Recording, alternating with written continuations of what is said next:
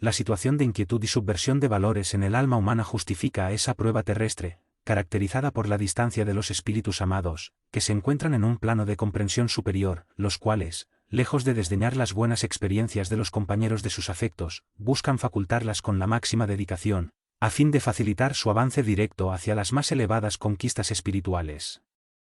329. Los espíritus evolucionados, por el hecho de dejar a algún ser amado en la Tierra, ¿quedan ligados al planeta por los lazos de la añoranza? Los espíritus superiores no quedan propiamente ligados al orbe terrestre, pero no pierden el interés afectivo por los seres amados que dejaron en el mundo, por los cuales trabajan con ardor, impulsándolos en las calles de las luchas redentoras, en busca de las cumbres de la perfección. La nostalgia, en esas almas santificadas y puras, es mucho más sublime y más fuerte, por nacer de una sensibilidad superior, deduciéndose que, convertida en un interés divino, realiza las grandes abnegaciones del cielo, que siguen los pasos vacilantes del espíritu encarnado, a través de su peregrinación expiatoria o redentora en la faz de la tierra. 330. Solamente por la oración el alma encarnada puede auxiliar a un espíritu bien amado que la antecedió en la jornada de la muerte.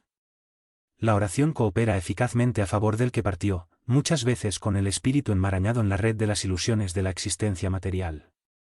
Todavía, el corazón amigo que quedó ahí en el mundo, por la vibración silenciosa y por el deseo perseverante de ser útil al compañero que lo precedió en la sepultura, para los movimientos de la vida, en los momentos de reposo del cuerpo, en que el alma evolucionada puede gozar de relativa libertad, puede encontrar al espíritu sufridor o errante del amigo desencarnado, despertarle la voluntad para el cumplimiento del deber, así como orientarlo sobre su realidad nueva, sin que su memoria corporal registre el acontecimiento en la vigilia común.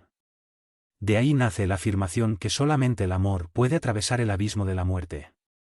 331. ¿Cómo debemos interpretar la sentencia? ¿Hay eunucos que se castraron a sí mismos, por causa del reino de los cielos? Existen almas que, para obtener las sagradas realizaciones de Dios en sí mismas, se entregan a labores de renuncia, en existencia de santificada abnegación. Ese trabajo, es común abdicar transitoriamente a las ligaciones humanas, de modo de perfeccionarse en sus afectos y sentimientos en vidas de ascetismo y de largas disciplinas materiales. Casi siempre, los que en la tierra se hacen eunucos para los reinos del cielo, actúan de acuerdo con los dispositivos sagrados de misiones redentoras, en las cuales, por el sacrificio y por la dedicación, se redimen entes amados o el alma gemela de la suya, exilados en los caminos expiatorios.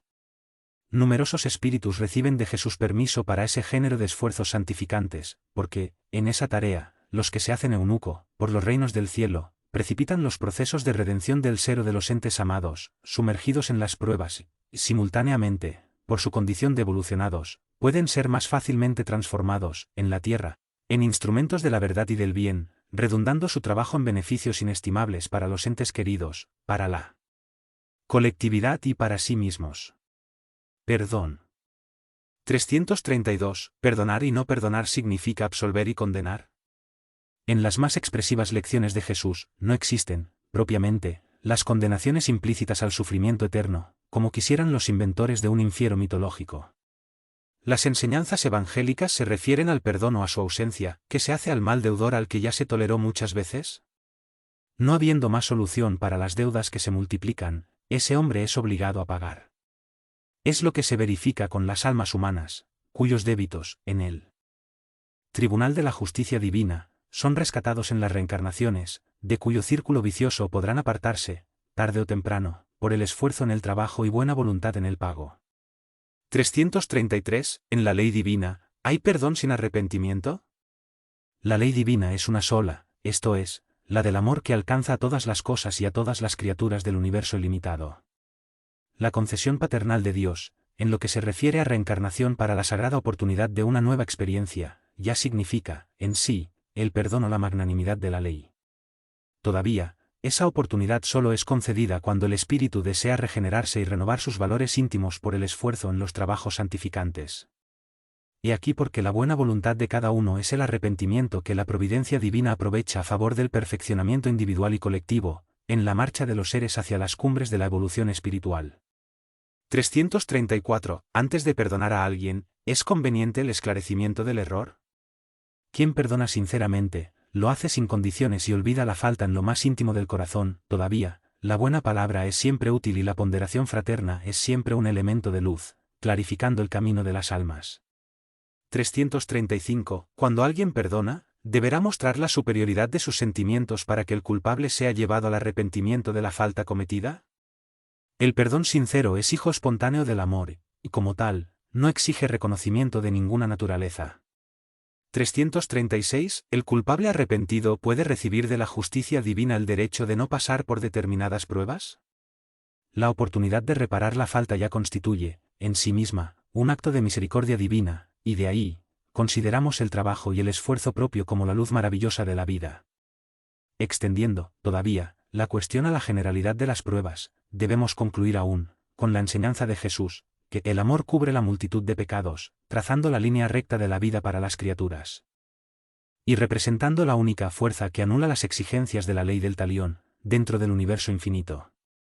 337. Reconcíliate deprisa con tu adversario.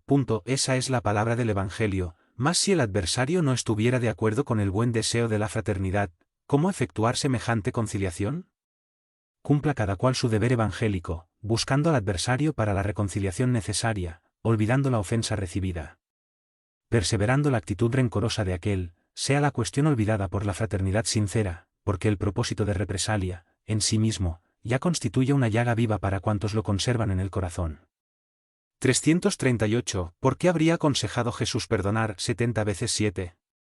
La tierra es un campo de experiencias y reparaciones a veces bastante penosas, y aquel que se sienta ofendido por alguien, no debe olvidar que él mismo puede también errar 70 veces 7.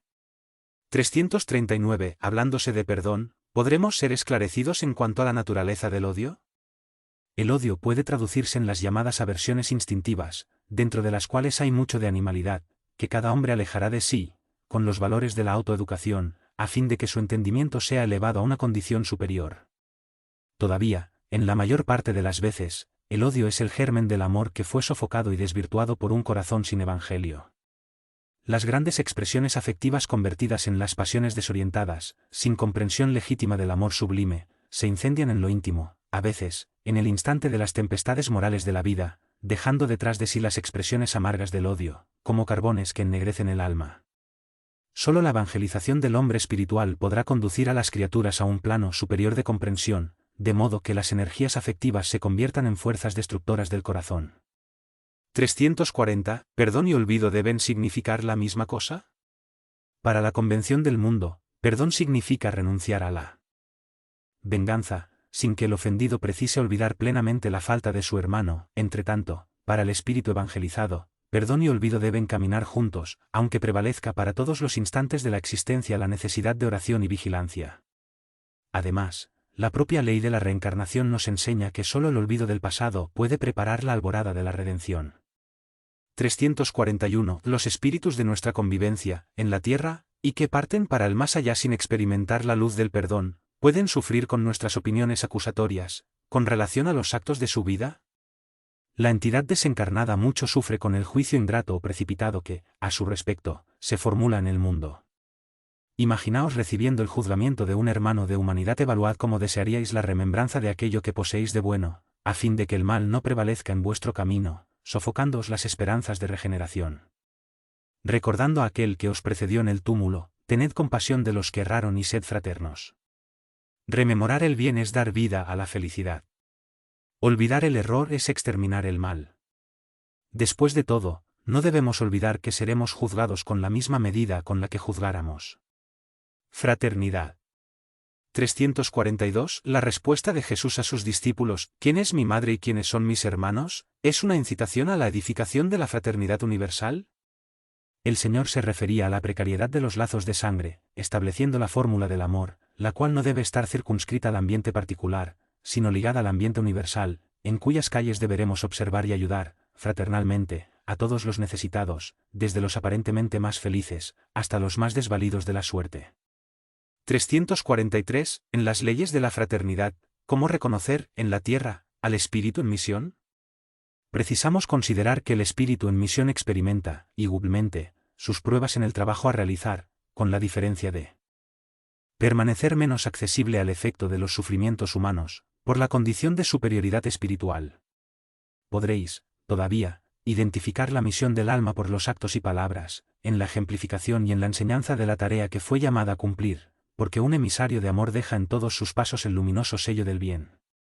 344. El amor al prójimo debe ser llevado hasta la sujeción, las osadías y brutalidades de las criaturas menos educadas en la lección evangélica, siendo que el ofendido debe aceptarlas humildemente, sin el derecho a esclarecerlas, con relación a sus errores.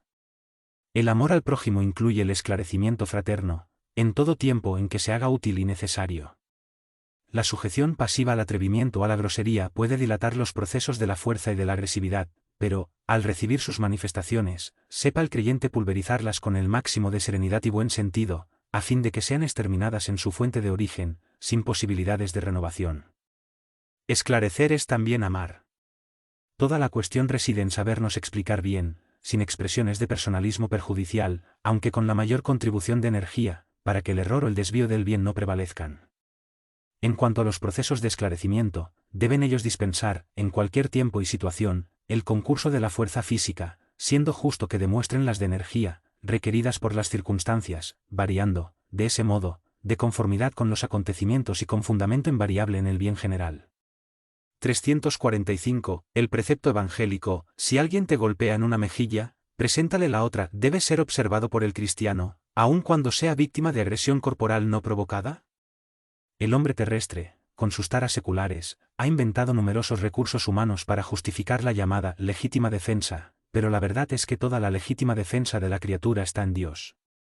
Somos de la opinión que, actuando el hombre con la llave de la fraternidad cristiana, se puede extinguir el fermento de la agresión, con la luz del bien y de la serenidad moral. Acreditando, con todo, en el fracaso de todas las tentativas pacíficas, el cristiano sincero, en su aspecto individual, nunca deberá caer al nivel del agresor, sabiendo establecer, en todas las circunstancias, la diferencia entre sus valores morales y los instintos animalizados de la violencia física. 346. En las luchas de la vida, ¿cómo llevar la fraternidad evangélica a aquellos que más estimamos? Sí, a veces, nuestro esfuerzo puede ser mal interpretado, conduciéndonos a situaciones más penosas.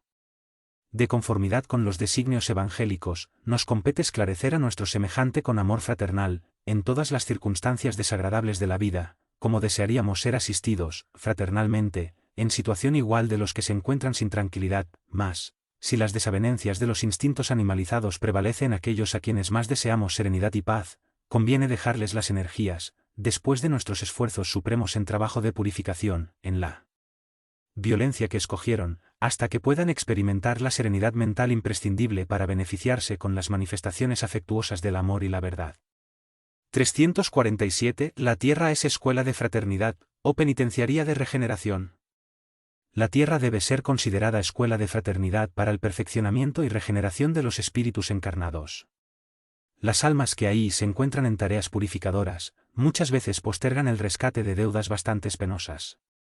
De ahí el motivo de que la mayoría encuentre sabor amargo en los trabajos del mundo, que se les figura como una ruda penitenciaría, llena de gemidos y aflicciones. La verdad incontestable es que los aspectos divinos de la naturaleza serán siempre magníficos y luminosos, sin embargo, cada espíritu los verá por el prisma de su corazón. Mas, en el dolor como en la alegría, en el trabajo feliz como en la escabroso, todas las criaturas deberán considerar la reencarnación como un proceso de sublime aprendizaje fraternal, concedido por Dios a sus hijos, en el camino del progreso y de la redención. 348. ¿Cuál es la causa de la indiferencia de los hombres por la fraternidad sincera, observándose que hay generalmente en todos gran entusiasmo por la hegemonía material de sus grupos, sus ciudades, clubes y agremiaciones donde se verifique la certeza personal? Es que las criaturas, de un modo general, aún tienen mucho de la tribu, encontrándose encarceladas en los instintos propiamente humanos, en la lucha de las posiciones y de las adquisiciones dentro de un egoísmo casi feroz, como si guardasen consigo, indefinidamente, las herencias de la vida animal. Todavía, es preciso recordar que, después de la eclosión de esos entusiasmos, hay siempre el gusto amargo de la inutilidad en lo íntimo de los espíritus desilusionados de la precaria hegemonía del mundo, instante ese en que el alma experimenta la dilatación de sus tendencias profundas hacia lo más alto. En esa hora, la fraternidad conquista una nueva expresión en la intimidad de la criatura, a fin de que el espíritu pueda alzar el gran vuelo hacia los más gloriosos destinos. 349. ¿Fraternidad e igualdad pueden, en la tierra, merecer un solo concepto? Ya observamos que el concepto igualitario absoluto es imposible en el mundo, dada la heterogeneidad de las tendencias, sentimientos y posiciones evolutivas en el círculo de la individualidad. La fraternidad, sin embargo, es la ley de la asistencia mutua y de la solidaridad común, sin la cual todo progreso, en el planeta, sería prácticamente imposible. 350. ¿Puede la fraternidad manifestarse sin la abnegación? Fraternidad puede traducirse como cooperación sincera y legítima, en todos los trabajos de la vida, y, en toda cooperación verdadera, el personalismo no puede subsistir, razonándose que quien coopera cede siempre alguna cosa de sí mismo, dando el testimonio de abnegación, sin la cual la fraternidad no se manifestaría en el mundo, de manera alguna. 351. ¿Cómo entender el amor a nosotros mismos, según la fórmula del Evangelio? El amor a nosotros mismos debe ser interpretado como la necesidad de oración y vigilancia, que todos los hombres son obligados a observar. Amarnos a nosotros mismos no debe ser la vulgarización de una nueva teoría de autoadoración. Para nosotros, la egolatría ya tuvo su fin, porque nuestro problema es de iluminación íntima, en la marcha hacia Dios. Ese amor, por tanto, debe traducirse en esfuerzo propio, en autoeducación, en observación del deber, en obediencia a las leyes de realización y de trabajo, de perseverancia en la fe, en deseo sincero de aprender con el único Maestro, que es Jesucristo. Quien se ilumina, cumple la misión de la luz sobre la tierra. Y la luz no necesita de otros procesos para revelar la verdad, sino el de irradiar espontáneamente el tesoro de sí misma. Necesitamos encarar esa nueva fórmula de amor a nosotros mismos, conscientes de que todo bien conseguido por nosotros, en provecho del prójimo, no es sino el bien de nuestra propia alma, en virtud de la realidad de una sola ley, que es la del amor, y un solo dispensador de los bienes, que es Dios. Espiritismo Fe. 352. ¿Debemos reconocer en el espiritismo al cristianismo redivivo? El espiritismo evangélico es el consolador prometido por Jesús, que, por la voz de los seres redimidos, esparcen las luces divinas por toda la tierra, restableciendo la verdad y levantando el velo que cubre las enseñanzas en su aspecto de cristianismo redivivo, a fin de que los hombres despierten para la era grandiosa de la comprensión espiritual con el Cristo. 353. ¿El espiritismo vino al mundo para sustituir a las otras creencias? El Consolador, como Jesús, habrá de afirmar igualmente: yo no vine a destruir la ley. El espiritismo no puede guardar la pretensión de destruir a las otras creencias, parcelas de la verdad que su doctrina representa, pero, sí, trabajar por transformarlas, elevándoles las concepciones antiguas para la claridad de la verdad inmortal. La misión del Consolador debe verificarse junto a las almas y no al lado de las glorias efímeras de los triunfos materiales. Esclareciendo el error religioso, donde quiera que se encuentre, y revelando la verdadera luz, por los actos y por las enseñanzas, el espiritista sincero, enriqueciendo los valores de la fe, representa al operario de la regeneración del templo del Señor, donde los hombres se agrupan en varios grupos, ante altares diversos, pero donde existe un solo Maestro, que es Jesucristo. 354. ¿Se podrá definir lo que es tener fe? Tener fe es guardar en el corazón la luminosa certeza en Dios, certeza que traspasó el ámbito de la creencia religiosa, haciendo al corazón reposar en una energía constante de realización divina de la personalidad. Conseguir la fe es alcanzar la posibilidad de no decir más, yo creo, sino afirmar, yo sé, con todos los valores de la razón tocados por la luz del sentimiento. Esa fe no puede paralizar en ninguna circunstancia de la vida y sabe trabajar siempre, intensificando la amplitud de su iluminación, por el dolor o por la responsabilidad, por el esfuerzo y por el deber cumplido. Traduciendo la certeza en la asistencia de Dios, ella expresa la confianza que sabe enfrentar todas las luchas y problemas, con la luz divina en el corazón, y significa la humildad redentora que edifica en la intimidad del espíritu la disposición sincera del discípulo, con relación al hágase en el esclavo la voluntad del Señor.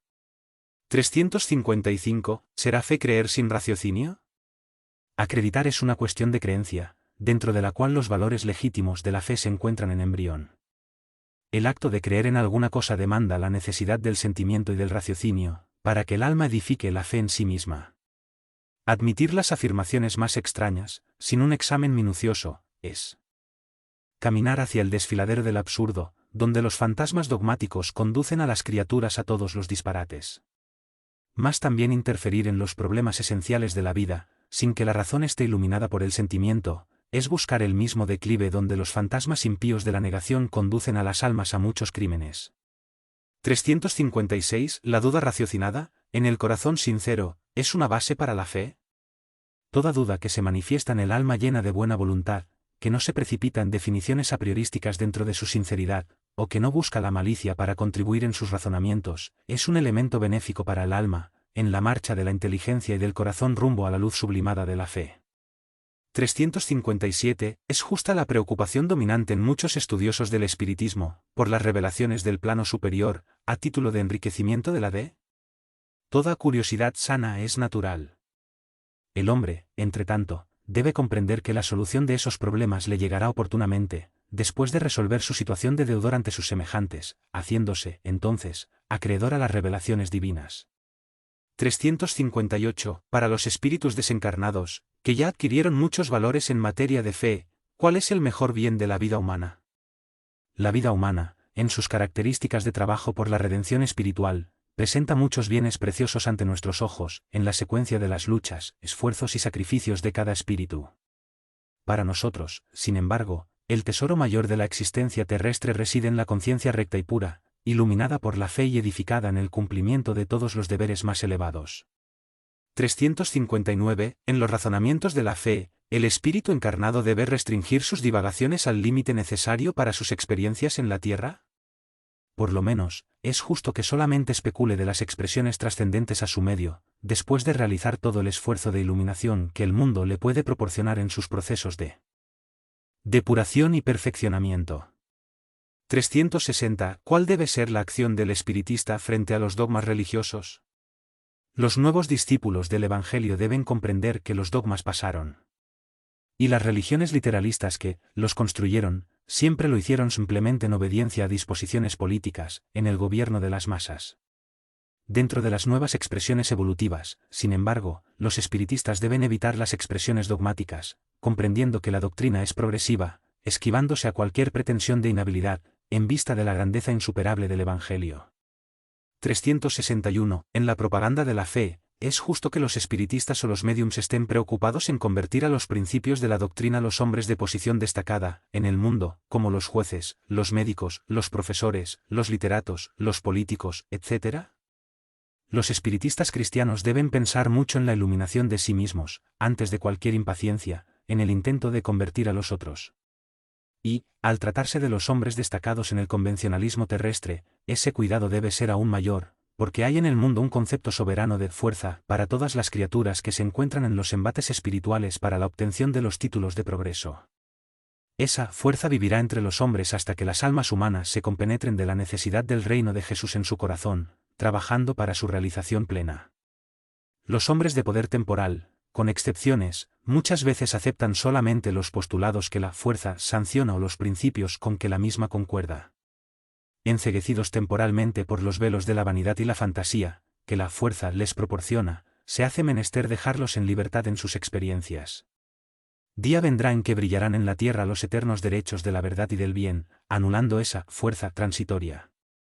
Aún aquí, tenéis el ejemplo del Divino Maestro que, trayendo al orbe el mayor mensaje de amor y vida para todos los tiempos, no tuvo la preocupación de convertir al Evangelio a los Pilatos y los Antipas de su tiempo. Además, el espiritismo, en su aspecto de cristianismo redivivo, no debe nutrir la pretensión de disputar un lugar en el banquete de los estados del mundo, cuando sabe muy bien que su misión divina ha de cumplirse al lado de las almas, en los legítimos fundamentos del reino de Jesús. Prosélitos. 362. ¿Podremos recibir una nueva enseñanza sobre los deberes que competen a los espiritistas? No debemos especificar los deberes del espiritista cristiano, porque palabra alguna podrá superar el ejemplo de Cristo, que todo discípulo debe tomar como itinerario de su vida. Que el espiritista, en sus actividades comunes, dispense el máximo de indulgencia para con sus semejantes, sin ninguna para consigo mismo, porque, antes que pensar en la iluminación de los otros, deberá buscar la iluminación de sí mismo, en el cumplimiento de sus obligaciones. 363. ¿Cómo se justifica la existencia de ciertas luchas antifraternas dentro de los grupos espiritistas? Las agrupaciones espiritistas necesitan entender que su organización no puede ser análogo al de las asociaciones propiamente humanas.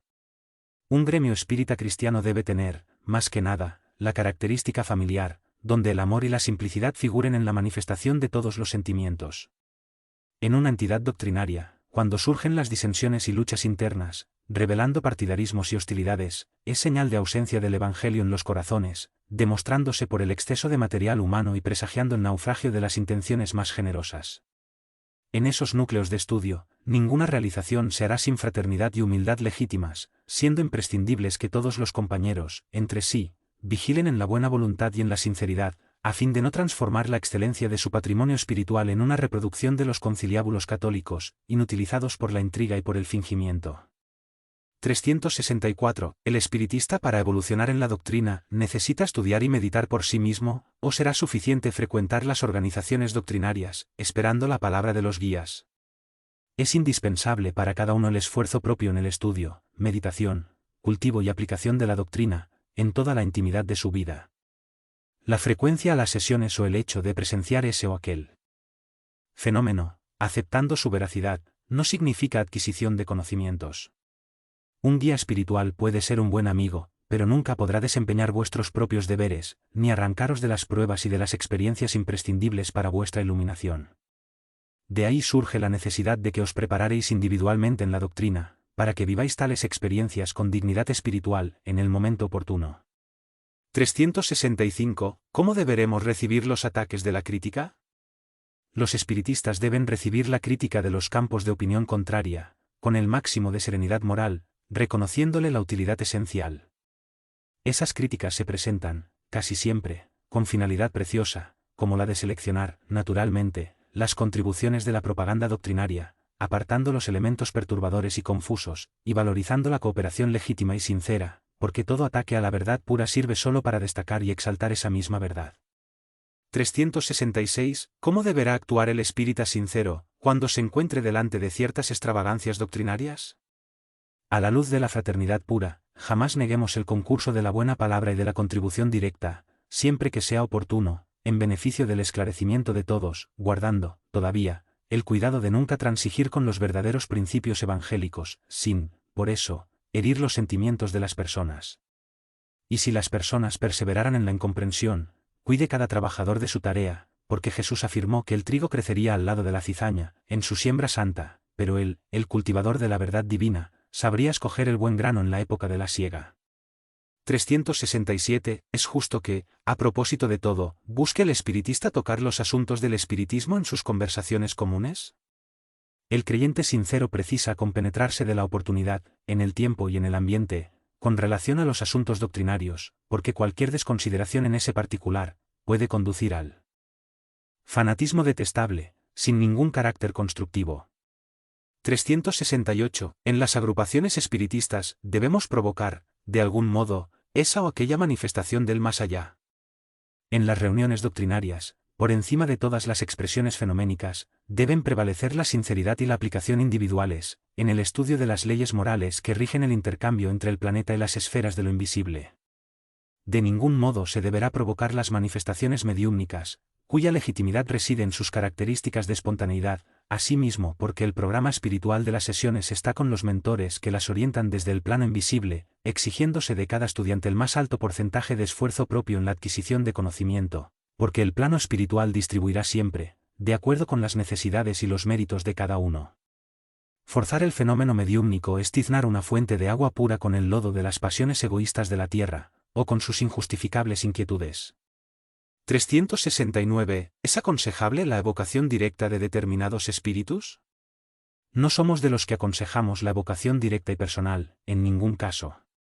Si esa evocación es pasible de éxito, su factibilidad solamente puede ser examinada en el plano espiritual. De ahí la necesidad de ser espontáneos, porque en el complejo de los fenómenos espíritas, la solución de muchas incógnitas espera el avance moral de los aprendices sinceros de la doctrina. El estudioso bien intencionado, por tanto, debe pedir sin exigir, orar sin reclamar, observar sin prisa, considerando que el plano espiritual conoce sus méritos y retribuirá sus esfuerzos de acuerdo con la necesidad de su posición evolutiva y según el merecimiento de su corazón. Podréis objetar que Allan Kardec se interesó por la evocación directa, procediendo a realizaciones de esa naturaleza, pero necesitamos ponderar, en su esfuerzo, la tarea excepcional del codificador, aliada a necesidades y méritos aún distantes de la esfera de actividad de los aprendizajes comunes. 370. ¿Sería lícito investigar, con los espíritus amigos, nuestras vidas pasadas? Esas revelaciones, Cuando ocurren, traducen responsabilidad para los que las reciben. Si estáis sumergidos en olvido temporal, ese olvido es indispensable para la valorización de vuestras iniciativas. No debéis provocar ese género de revelaciones, porque los amigos espirituales conocen mejor vuestras necesidades y podrán proveerlas en el tiempo oportuno, sin quebrar el precepto de la espontaneidad exigido para ese fin. El conocimiento del pasado, a través de las revelaciones o de las remembranzas, llega siempre que la criatura se hace acreedora de un beneficio como ese, el cual se hace acompañar, a su vez, de responsabilidades muy grandes en el plano del conocimiento, tanto así que, para muchos, esas reminiscencias acostumbran a constituir un privilegio doloroso, en el ambiente de las inquietudes e ilusiones de la tierra. 371. ¿Deben ser intensificadas en el espiritismo las sesiones de fenómenos mediúmnicos? Son muy pocos, aún, los núcleos espiritistas que se pueden entregar a la práctica mediúmnica con plena conciencia del servicio que tienen entre las manos, motivo por el cual es aconsejable la intensificación de las reuniones de lectura, meditación y comentario general para las conclusiones morales imprescindibles en la organización doctrinaria, a fin de que numerosos centros bien intencionados no vengan a caer en el desánimo o en la incomprensión, por causa de un prematuro intercambio con las energías del plano invisible. Práctica. 372. ¿Cómo deberemos entender la sesión espírita? La sesión espírita debería ser, en todas partes, una copia fiel del cenáculo fraterno, simple y humilde del Tiberíades, donde el Evangelio del Señor fuese reflexionado en espíritu y verdad, sin ninguna convención del mundo, de modo que, entrelazados todos los pensamientos en la misma finalidad amorosa y sincera, pudiese la asamblea constituir aquella reunión de dos o más corazones, en nombre de Cristo, donde el esfuerzo de los discípulos será siempre santificado por la presencia de su amor. 373. ¿Cómo debe ser conducida una sesión espírita, desde su apertura hasta su conclusión? En ese sentido, hay que considerar la excelencia de la codificación kardecista. Con todo, será siempre útil el recuerdo de que las reuniones doctrinarias deben observar el máximo de simplicidad, como las asambleas humildes y sinceras del cristianismo primitivo, absteniéndose de cualquier expresión que apele más a los sentidos materiales que al alma profunda, la gran olvidada de todos los tiempos de la humanidad. 374. ¿En las sesiones, los dirigentes y los médiums tienen una tarea definida y diferente entre sí?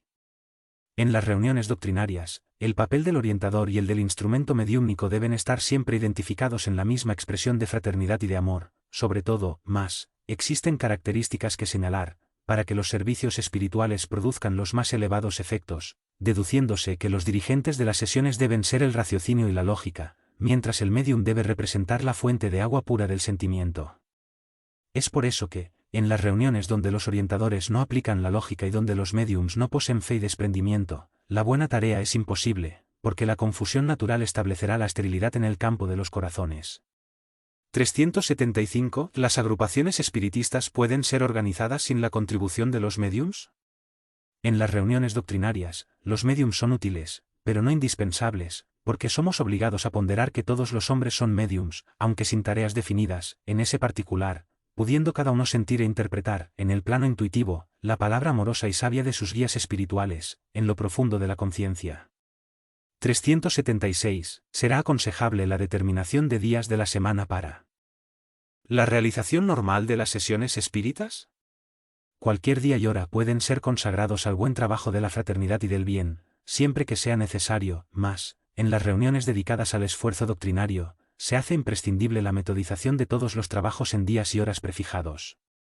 377. Hay estudiosos de la doctrina que se apartan de las reuniones, cuando las mismas no presentan fenómenos. ¿Cómo se debe proceder para con ellos? Los que así proceden testimonian, por sí mismos, plena inhabilitación para el verdadero trabajo del espiritismo sincero. Si prefieren las emociones transitorias de los nervios al servicio de la autoiluminación, es mejor que se aparten temporalmente de los estudios serios de la doctrina, antes de asumir cualquier compromiso. La comprensión del espiritismo aún no está bastante desarrollada en su mundo interior, y es justo que prosigan en experiencias para alcanzarla. El éxito de los esfuerzos del plano espiritual, a favor del cristianismo redivivo, no depende de la cantidad de hombres que lo busquen, sino de la calidad de los trabajadores que militan en sus filas.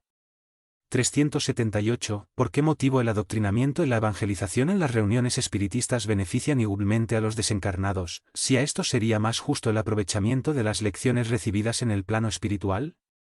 Gran número de almas desencarnadas en las ilusiones de la vida física, guardadas casi integralmente en la intimidad, se conservan, por algún tiempo, incapaces de aprender las vibraciones del plano espiritual superior, siendo conducidas por sus guías y amigos redimidos a las reuniones fraternas del espiritismo evangélico, donde, bajo las miradas amorosas de esos mismos mentores del plano invisible, se procesan los dispositivos de la ley de cooperación y beneficios mutuos, que rige los fenómenos de la vida en los dos planos.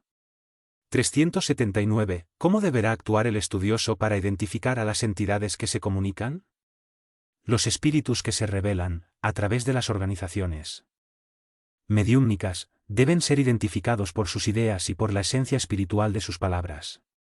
Determinados médiums, con tarea especializada, pueden ser auxiliares preciosos para la identificación personal, sea en el fenómeno literario, en las ecuaciones de la ciencia, o satisfaciendo ciertos requisitos de la investigación. Aún así, esa no es la regla general, deduciéndose que las entidades espirituales, muchas veces, no encuentran sino un material deficiente que las obliga tan solo a lo indispensable, en lo que se refiere a la comunicación. Debemos entender, con todo, que el lenguaje del espíritu es universal, por los hilos invisibles del pensamiento, lo que, además, no invalida la necesidad de un estudio atento acerca de todas las ideas lanzadas en los mensajes mediúmnicos, guardándose mucho cuidado en el capítulo de los nombres ilustres que por ventura las suscriban. En las manifestaciones de toda naturaleza, sin embargo, el creyente o el estudioso del problema de la identificación no puede dispensar aquel sentido espiritual de observación que le hablará siempre en lo íntimo de la conciencia. 380. ¿Es justo que el espiritista, después de sufrir por la muerte la separación de un ente amado, provoque la comunicación de éste en las sesiones mediúmnicas? El espiritista sincero debe buscar la confortación moral, en tales casos, en la propia fe que le debe edificar íntimamente el corazón. No es justo provocar o forzar la comunicación con ese o aquel desencarnado. Además de no conocer las posibilidades de su nueva condición en la esfera espiritual, debéis atender al problema de vuestros méritos. El hombre puede desear eso o aquello, pero hay una providencia que dispone en el asunto, examinando el mérito de quien pide y la utilidad de la concesión. Cualquier comunicación con lo invisible debe ser espontáneo, y el espiritismo cristiano debe en su fe el más alto recurso de terminación del egoísmo humano, ponderando en cuanto a la necesidad de reposo de aquellos a quienes amó, y esperando su palabra directa, cuando y como juzguen los mentores espirituales conveniente y oportuno. 381. Mucha gente procura el espiritismo, quejándose de persecuciones de lo invisible. Los que reclaman contra esas perturbaciones están, de algún modo, abandonados de sus guías espirituales. La protección de la providencia divina se extiende a todas las criaturas. La persecución de entidades sufrientes y perturbadas se justifica en el cuadro de las pruebas redentoras, mas, los que reclaman contra el asedio de fuerzas inferiores de los planos adscritos al orbe terrestre, deben consultar al propio corazón antes de formular sus quejas, de manera que puedan observar si el espíritu perturbador no está en ellos mismos. Hay obsesores terribles del hombre, denominados orgullo, vanidad, negligencia, avaricia, ignorancia o mala voluntad, y conviene examinar si no se es víctima de esas energías pervertidas que, muchas veces, habitan el corazón de la criatura, encegueciéndola para la comprensión de la luz de Dios. Contra esos elementos destructores se hace preciso un nuevo género de oraciones, que se constituye de trabajo, fe, esfuerzo y buena voluntad. Mediumnidad desenvolvimiento. 382. ¿Cuál es la verdadera definición de la mediumnidad? La mediumnidad es aquella luz que sería derramada sobre toda carne y prometida por el Divino Maestro para los tiempos del Consolador, actualmente en curso en la tierra. La misión mediúmnica, si tiene sus ventajas y sus luchas dolorosas, es una de las más bellas oportunidades de progreso y de redención concedidas por Dios a sus misérrimos hijos. Siendo luz que brilla en la carne, la mediumnidad es atributo del espíritu, patrimonio del alma inmortal, elemento renovador de la posición moral de la criatura terrena, enriqueciendo todos sus valores en los aspectos de la virtud y de la inteligencia, siempre que se encuentre ligada a los principios evangélicos en su trayectoria por la superficie del mundo. 383. ¿Es justo considerar a todos los hombres como mediums? Todos los hombres tienen su grado de mediumnidad, en las más variadas posiciones evolutivas, y ese atributo del espíritu representa, aún, la alborada de nuevas percepciones para el hombre del futuro, cuando, por el avance de la mentalidad en el mundo, las criaturas humanas verán agrandarse la ventana estrecha de sus 5 sentidos. En la actualidad, sin embargo, tenemos que reconocer que en el campo inmenso de las potencialidades psíquicas del hombre existen los médiums con tarea definida, precursores de las nuevas adquisiciones humanas. Es cierto que esas tareas reclaman sacrificios y se constituyen, muchas veces, de pruebas ásperas. Todavía, si el operario busca la sustancia evangélica para la ejecución de sus deberes, es él quien hace justicia al aumento de misericordia prometido por el Maestro a todos los discípulos de buena voluntad. 384. ¿Se deberá provocar el desarrollo de la mediumnidad? Nadie deberá provocar el desarrollo de esa o de aquella facultad, porque, en ese terreno, toda la espontaneidad es necesaria, observándose, con todo, el florecimiento mediúmnico espontáneo. En las expresiones más simples, se debe aceptar ese evento con las mejores disposiciones de trabajo y buena voluntad, sea esa posibilidad psíquica, la más humilde de todas. La mediumnidad no debe ser objeto de precipitación en ese o aquel sector de la actividad doctrinaria, por cuanto, en aquel asunto, toda la espontaneidad es indispensable, considerándose que las tareas mediúmnicas son dirigidas por los mentores del plano espiritual. 385. La mujer o el hombre, en particular, ¿poseen disposiciones especiales para el desarrollo mediúmnico? En el capítulo de la mediumnidad no existen propiamente privilegios para los que se encuentran en determinada situación, sin embargo, vencen sus labores quien retuviera el mayor porcentaje de sentimiento. Y la mujer, por la evolución de su sensibilidad en todos los climas y situaciones, a través de los tiempos, está, en la actualidad, en esfera superior a la del hombre, para interpretar, con más precisión el sentido de belleza, los mensajes del plano invisible. 386. ¿Cuál es la mediumnidad más preciosa para el buen servicio de la doctrina? No existe una mediumnidad más preciosa que otra. Cada una es un campo abierto para las más bellas realizaciones espirituales, siendo justo que el medium, con la tarea definida, se llene de espíritu misionero, con dedicación sincera y fraternidad pura, para que su mandato no sea traicionado en la improductividad. 387. ¿Cuál es la mayor necesidad del medium? La primera necesidad del medium es evangelizarse a sí mismo antes de entregarse a las grandes tareas doctrinarias, pues, de otro modo podrá siempre tropezar con el fantasma del personalismo, en detrimento de su misión. 388. En los trabajos mediúmnicos hemos de considerar, igualmente, los imperativos de la especialización. El hombre del mundo, en el círculo de obligaciones que le competen en la vida, deberá salir de la generalidad para producir lo útil y lo agradable, en la esfera de sus posibilidades individuales. En mediumnidad debemos someternos a los mismos principios. El hombre enciclopédico, en facultad, aún no apareció sino en germen, en las organizaciones geniales que raramente surgen en la tierra, y tenemos que considerar que la mediumnidad solamente ahora comienza a aparecer en el conjunto de atributos del hombre trascendente. La especialización en la tarea mediúmnica es más que necesaria y solamente de su comprensión podrán hacer la armonía en la gran obra de divulgación de la verdad a realizar. 389. ¿La mediumnidad puede ser retirada en determinadas circunstancias de la vida? Los atributos medianímicos son como los talentos del Evangelio. Si el patrimonio divino es desviado de sus fines, el mal siervo se torna indigno de la confianza del Señor del cultivo de la verdad y del amor. Multiplicados en el bien, los talentos mediúmnicos crecerán para Jesús. Bajo las bendiciones divinas, todavía, si sufren el insulto del egoísmo, del orgullo, de la vanidad o de la explotación inferior, pueden dejar el intermediario de lo invisible entre las sombras pesadas del estacionamiento en las más dolorosas perspectivas de expiación, en vista del crecimiento de sus deudas irreflexivas. 390. ¿Es justo que el médium confíe en sí mismo para la provocación de fenómenos, organizando trabajos especiales con el fin de convertir a los incrédulos?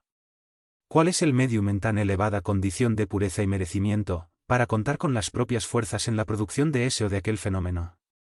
Ninguno vale, en la tierra, sino por la expresión de la misericordia divina, que lo acompaña, y la sabiduría del plano superior conoce minuciosamente las necesidades y méritos de cada uno.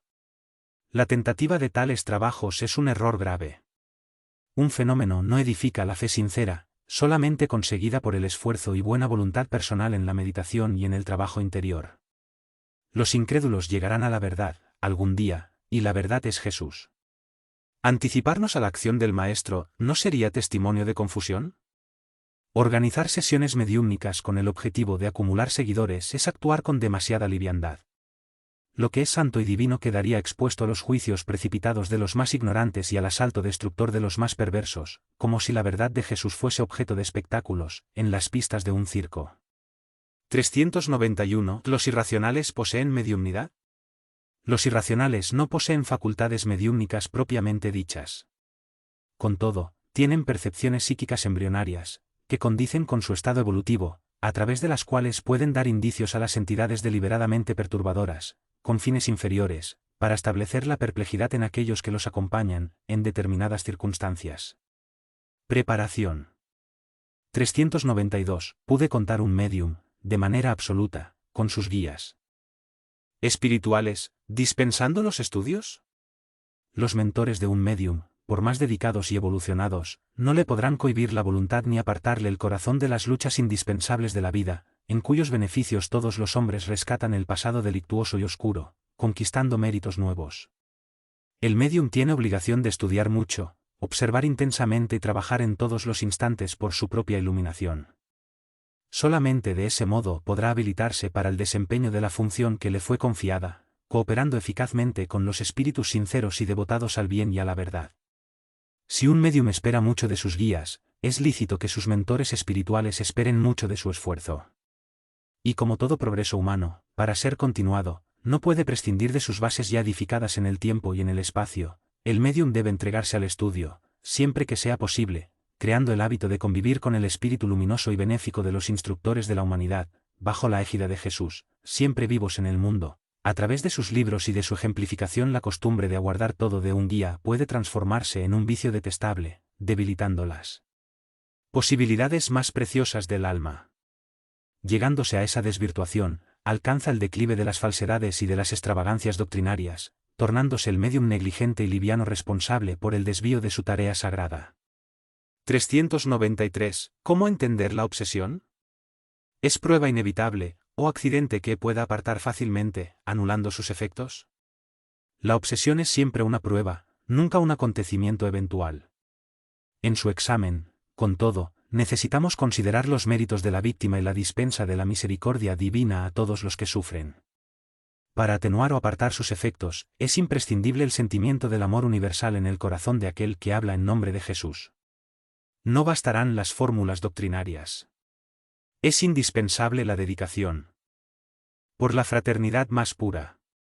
Los que se entregan a la tarea de la cura de las obsesiones precisan ponderar, antes que todo, la necesidad de iluminación interior del medium perturbado, por cuanto en su educación espiritual reside la propia cura.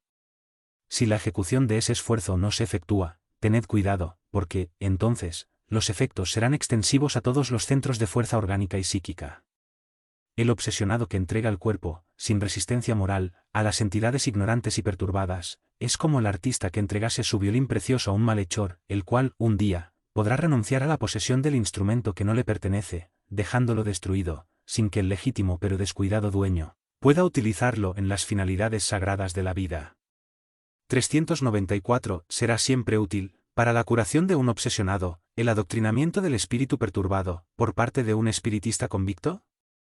La cooperación del compañero vale mucho y hace siempre gran bien, principalmente al desencarnado, pero la cura completa del medium no depende tan solo de ese recurso, porque, si es fácil, a veces, el esclarecimiento de la entidad infeliz y sufridora, el adoctrinamiento del encarnado es lo más difícil de todo, en vista de requerir los valores de su sentimiento y de su buena voluntad, sin lo cual la curación se vuelve imposible. 395. ¿Puede la obsesión convertirse en locura? Cualquier obsesión puede convertirse en locura, no solo cuando la ley de las pruebas así lo exige, como también en la hipótesis de que el obsesionado se entregue voluntariamente al asedio de las fuerzas nocivas que lo rodean, prefiriendo ese género de experiencias.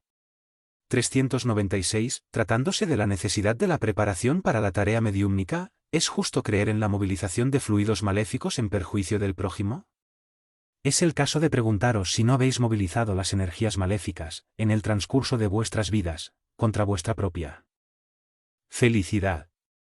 En un orbe como la Tierra, donde el porcentaje de fuerzas inferiores supera casi destructivamente los valores legítimos del bien, la movilización de fluidos maléficos es más que natural. Entre tanto, urge enseñar a los que operan, en ese campo de maldad, que sus esfuerzos efectúa una siembra infeliz, cuyos espinos, más tarde, se volverán contra ellos mismos, en amargos choques de retorno, haciéndose menester, igualmente, educar a las víctimas de hoy en la verdadera fe en Jesús, de modo que comprendan el problema de los méritos en la tarea del mundo. La aflicción del presente puede ser un bien a expresarse en conquistas preciosas en el futuro, y, si Dios permite la influencia de esas energías inferiores, en determinadas fases de la existencia terrestre, es que la medida tiene su finalidad profunda, al servicio divino de la regeneración individual. 397. ¿Por qué razón algunos médiums parecen sufrir con los fenómenos de la incorporación, mientras otros manifiestan el fenómeno naturalmente? En las expresiones de mediumnismo existen características inherentes a cada intermediario entre los hombres y los desencarnados. Entre tanto, la falta de naturalidad del aparato mediúmnico, en el instante de ejercer sus facultades, es casi siempre resultante de la falta de educación psíquica. 398. Es natural que, en plenas reuniones de estudio, los médiums se dejen influenciar por entidades perturbadoras que acostumbran a quebrar el ritmo de provechosos y sinceros trabajos de educación. Tal interferencia no es natural y debe ser muy extraño para todos los estudiosos de buena voluntad. Si el médium que se entregó a actuación nociva es desconocedor de sus deberes a la luz de las enseñanzas doctrinarias, se trata de un obsesionado que requiere el máximo de contribución fraterna, mas, si el acontecimiento se verifica a través de compañero portador de conocimiento exacto de sus obligaciones, en el círculo de actividades de la doctrina, es justo responsabilizarlo por la perturbación, porque el hecho, entonces, será oriundo de su falta de vigilancia y falta de prevención, en relación a los deberes sagrados que competen a cada uno de nosotros, en el esfuerzo del bien y de la verdad. 399. Cuando la opinión irónico o insultante ataca una expresión de la verdad, en el campo mediúmnico, ¿es justo que busquemos el apoyo de los espíritus amigos para replicar? Vuestra inquietud en el mundo acostumbra a conduciros a muchos desaciertos. Semejante solicitud a los desencarnados sería uno de ellos. Los valores de un campo mediúmnico triunfan por sí mismos, por la esencia de amor y de verdad, de consolación y de luz que contengan, y sería injustificable convocar a los espíritus para discutir con los hombres, cuando ya se exceden las polémicas de los estudiosos humanos entre sí. Por lo demás, los que no aceptan la palabra sincera y fraternal de los mensajeros del plano superior deberán, igualmente, de buscar el túmulo algún día, y es inútil perder tiempo con palabras, cuando tenemos tanto que hacer en el ambiente de nuestras propias edificaciones.